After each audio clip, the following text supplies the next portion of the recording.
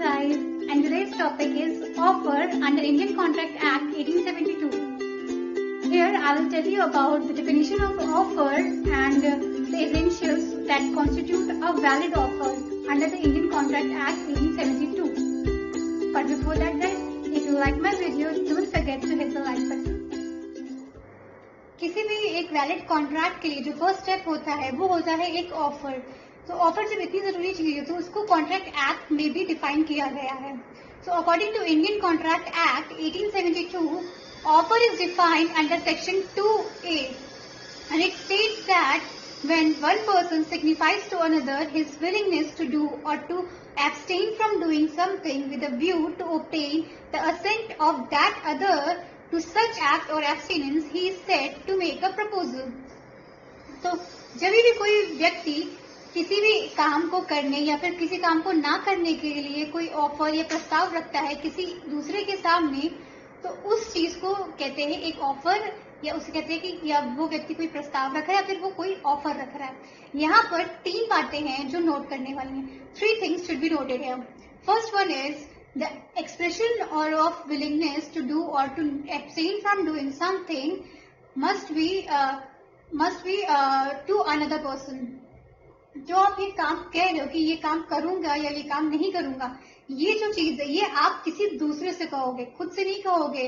अगर मैंने खुद से डिसाइड कर लिया कि नहीं मैं आज रात में देर तक पढ़ूंगी, तो ये कोई ऑफर नहीं, ये तो मैंने खुद में सोच लिया।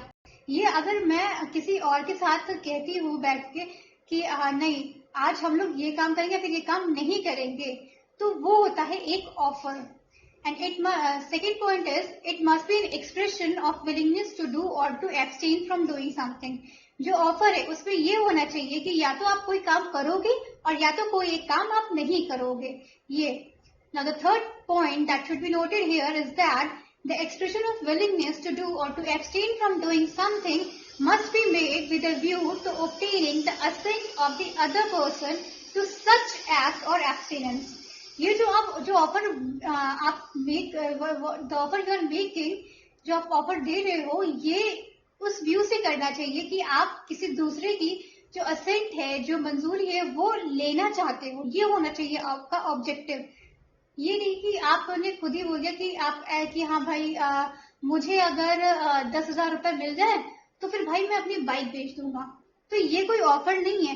लेकिन अगर आप ये कहोगे कि 10,000 रुपए में मैं अपनी बाइक बेच दूंगा, ये होता है एक offer.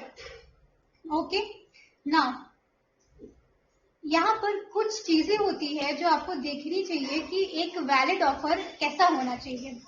So first word is an offer can B implied और एक्सप्रेस्ड। जो ऑफर होता है वो या तो एक्सप्रेस हो सकता है या तो इम्प्लाइड। एक्सप्रेस मतलब कि इट कैन बी रिटन और ओरल। आप जो ऑफर है वो रिटन में भी दे सकते हो या फिर आप ओरल में भी दे सकते हो।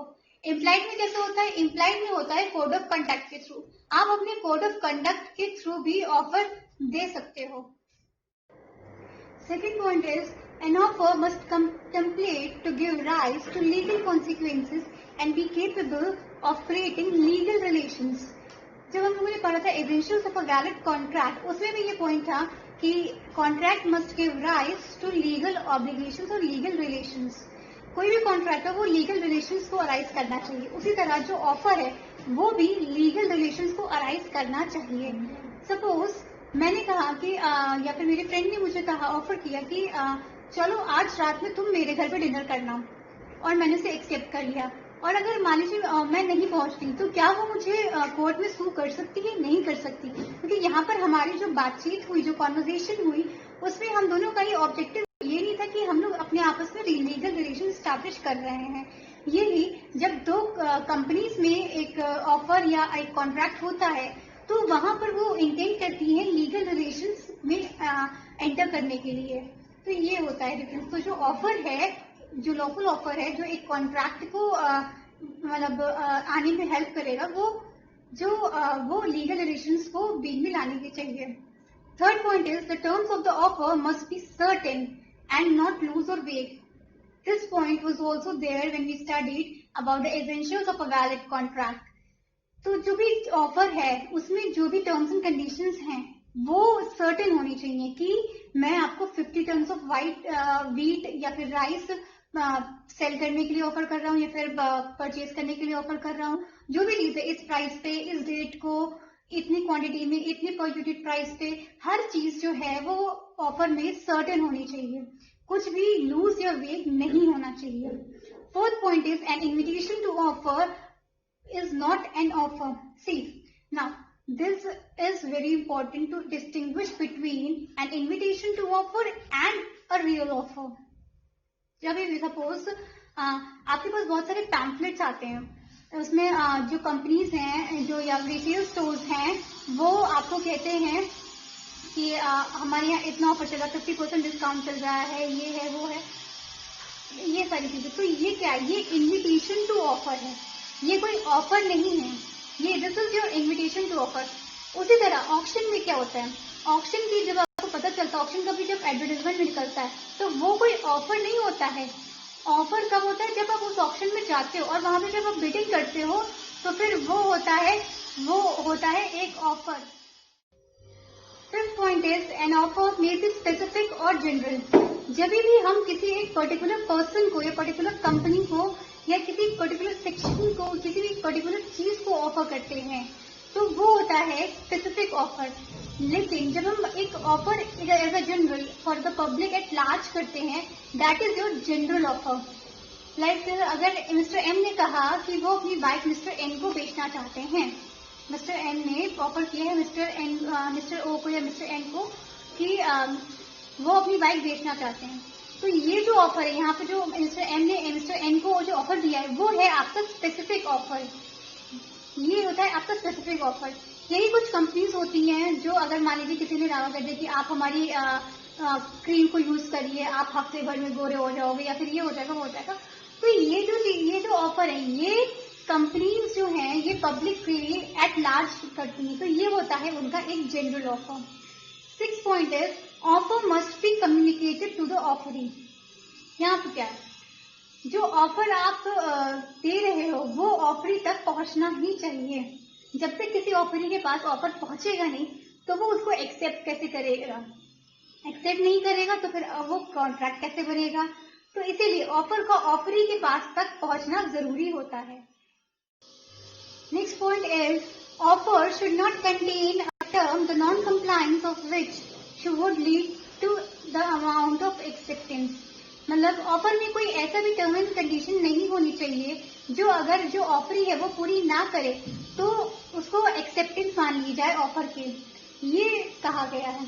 तो मतलब कि अगर कोई रिप्लाई नहीं मिलता है, मान लीजिए कोई स्पेसिफाइड डेट लिखी हुई थी ऑफर में कि इस डेट तक आपको ऑफर के बारे में बताना कि आप एक्सेप्ट करोगे या रिजेक्ट करोगे, लेकिन उस स्पेसिफाइड डेट तक कोई भी इंफॉर्मेशन नहीं दी जाती है ऑफरी के द्वारा ऑफरर को, तो क्या है यहाँ पर इसका ये मतलब नहीं हो जाएगा कि ऑफरी ने वो जो प्रपोजल है, जो ऑफर है उसको एक्सेप्ट कर लिया है।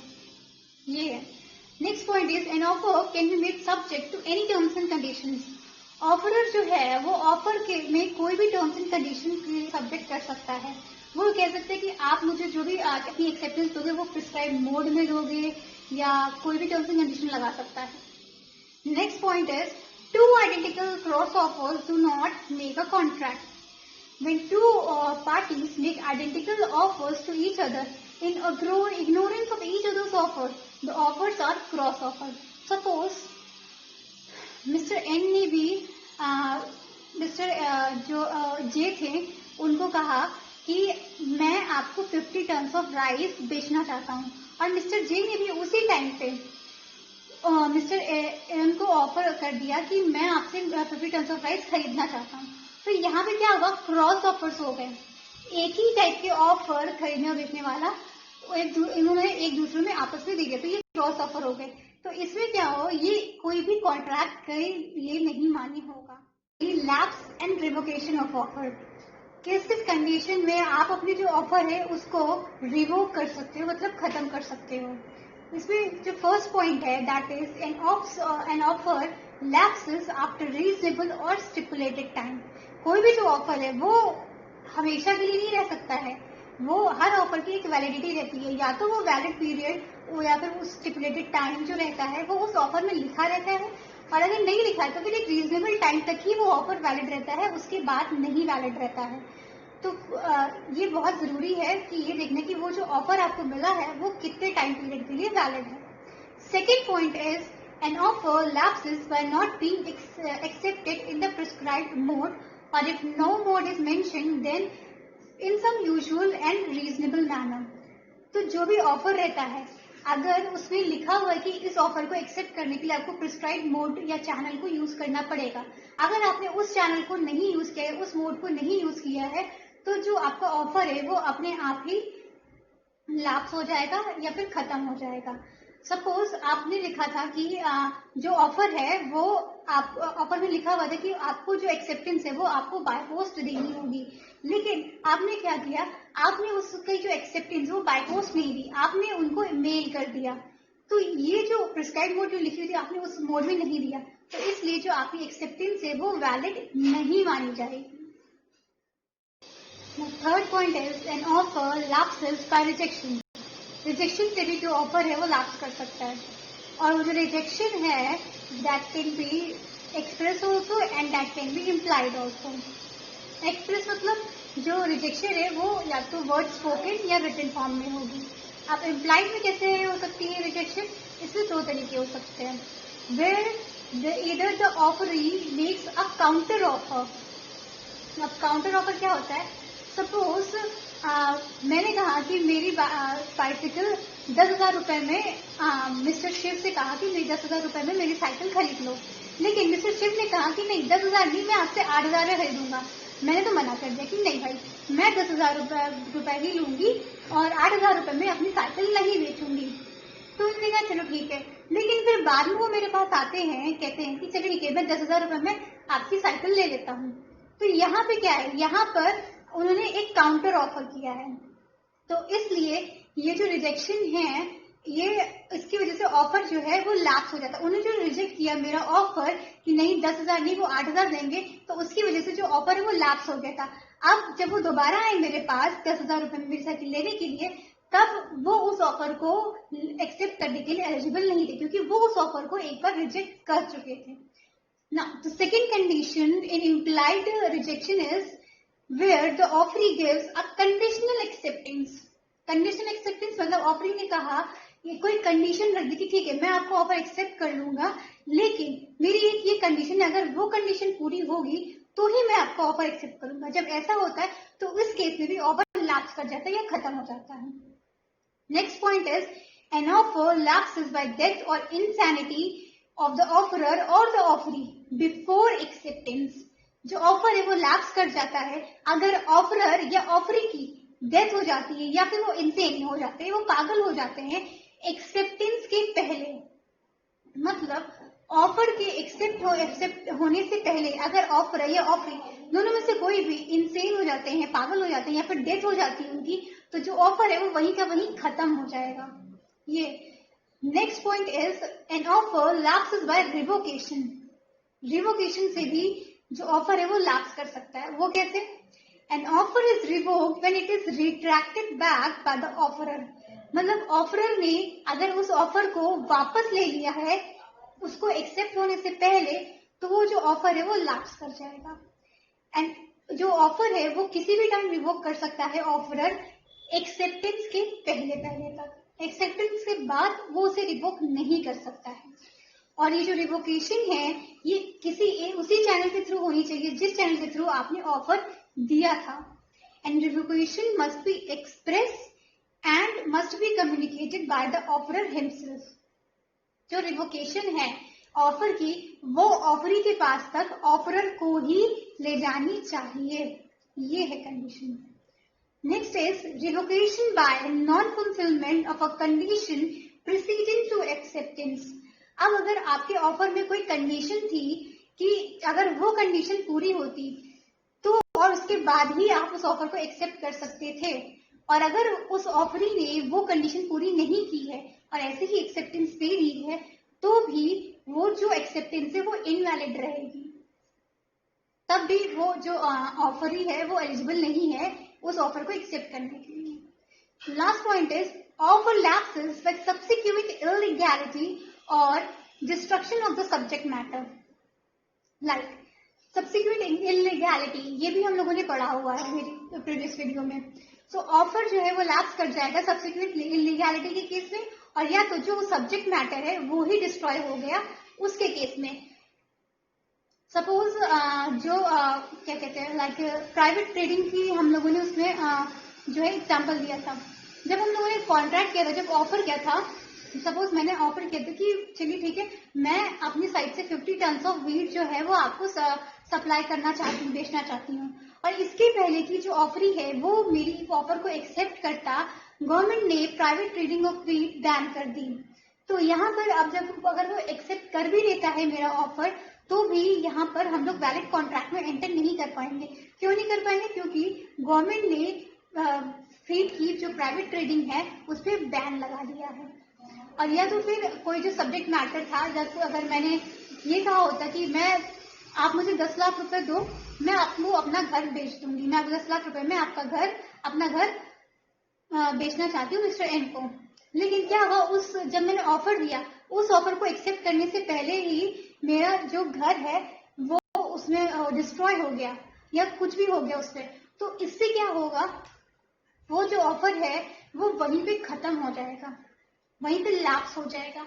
तब मुझे जरूरत नहीं है, तब वो अगर वो एक्सेप्ट भी कर लेते हैं मिस्टर एन, तो भी नहीं है ऑफर, ये जो कॉन्ट्रैक्ट नहीं हो पाएगा, क्योंकि यहाँ पे जो सब्जेक्ट मैटर था मेरा घर वो ही डिस्ट्रॉय हो गया। Now these were all the points for revocation and lapse of offer. So guys, I hope you understood everything, and if you have any query you can post that in the comment section, and for further videos like this don't forget to subscribe my channel.